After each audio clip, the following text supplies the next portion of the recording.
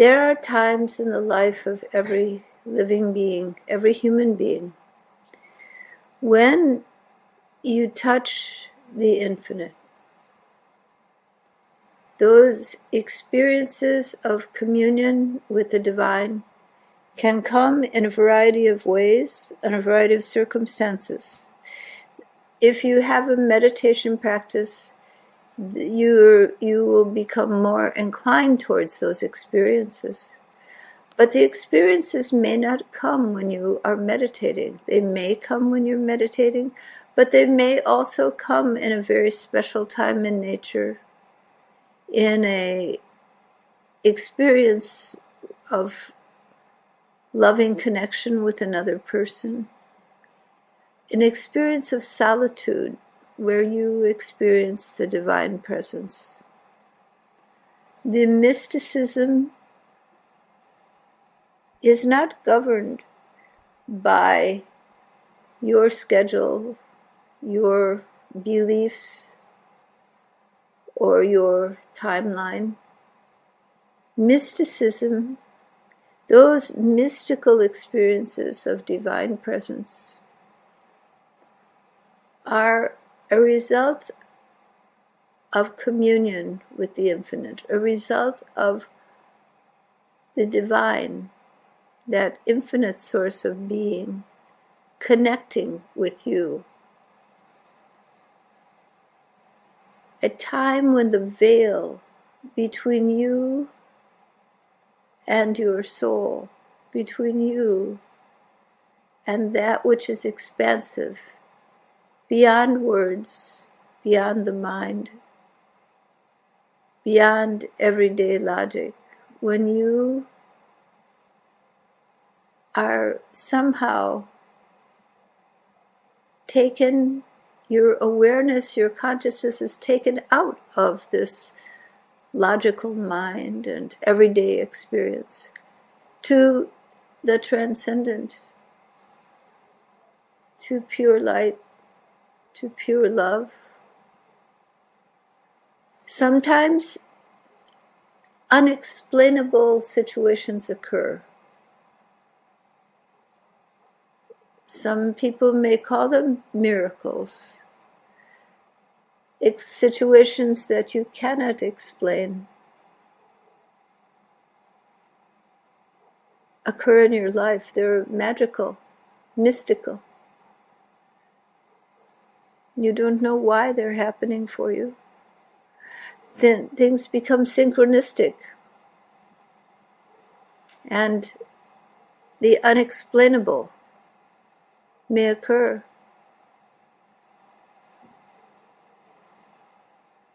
Or it may be that you find yourself drifting from ordinary logic and beliefs into an experience of unconditional love, or an experience of white light, ananda, bliss. The emergence of something holy, something profound. These experiences occur in everyone's life, even if they are just for moments. Sometime in your life, such an experience has happened, perhaps many times. If you think, you will remember that time. Very special times, very sacred times that in our culture we are conditioned to forget because they do not fit in. They're not rational. They're not logical. You may even feel a little abnormal or crazy when such miraculous events occur in your life, because they are so much out of the ordinary. But they are part and parcel of the birthright of every human being, to be able to move beyond the mind and the material world to be able to experience that which is profound and infinite. This is your birthright. And when you cultivate your relationship to the infinite through learning to the habit of silencing the mind, silencing the rational thought, and moving into the stillness, the love, the silence, through the use of mantra or visualization of some type. When you learn to quiet the mind, still the thoughts, and bring yourself into focus, you develop the habit of being able to go beyond your ordinary capacities into the extraordinary. And many times in meditation it may simply seem peaceful. But as you develop that habit of mind, as you strengthen that muscle that quiets the intellect and teaches you to still the mind and to feel the peace, feel the love that is transcendent to the mental gyrations of the mind, then you learn the pathways to that further shore. But the thinning of the veil, the bright light of the infinite shining within you and around you, the experiences of mysticism, the appearance of saints or sages, internally or even physically before you, the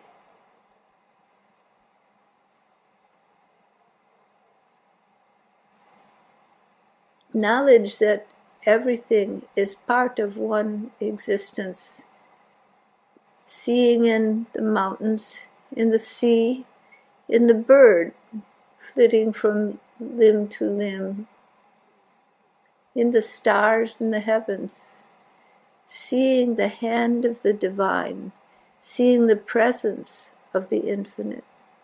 And the mind, when you see this, the mind expands.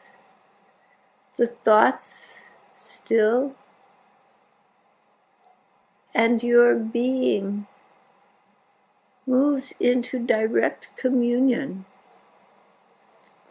with that infinite presence.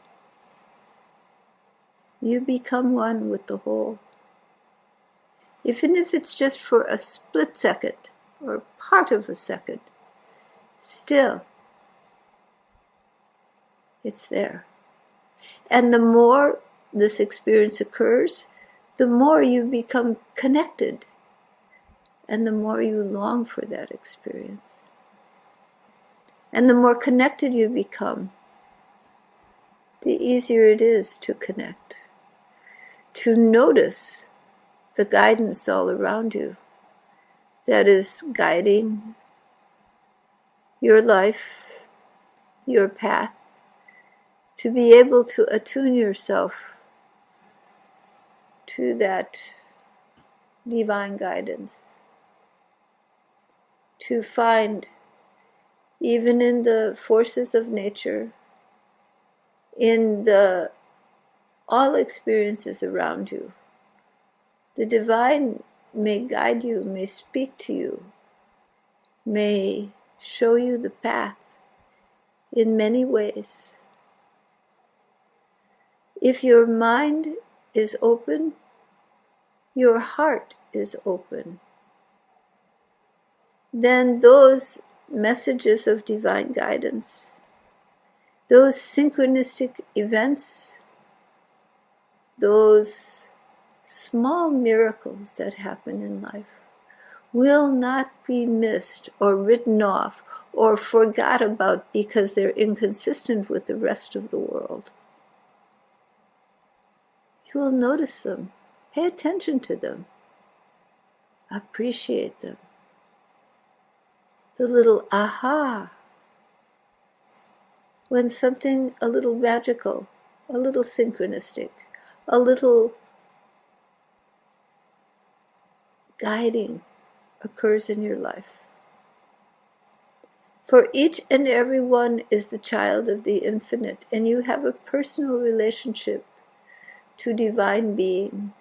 Divine being is all around you, is awareness itself, is omniscient Purusha, but it is also that divine guiding force to which you have a personal relationship, and by which you are guided through the Ota Yogas in the personal relationship to the infinite. Your personal path exists. So if you listen, if you take the time to notice, the messages are there for you. The guidance you seek is there. For the love of the infinite is always with you, showering upon you each and every moment. All you need to do is remove the veil of ignorance, like the umbrella being pulled down for just a bit, and see, listen, and feel.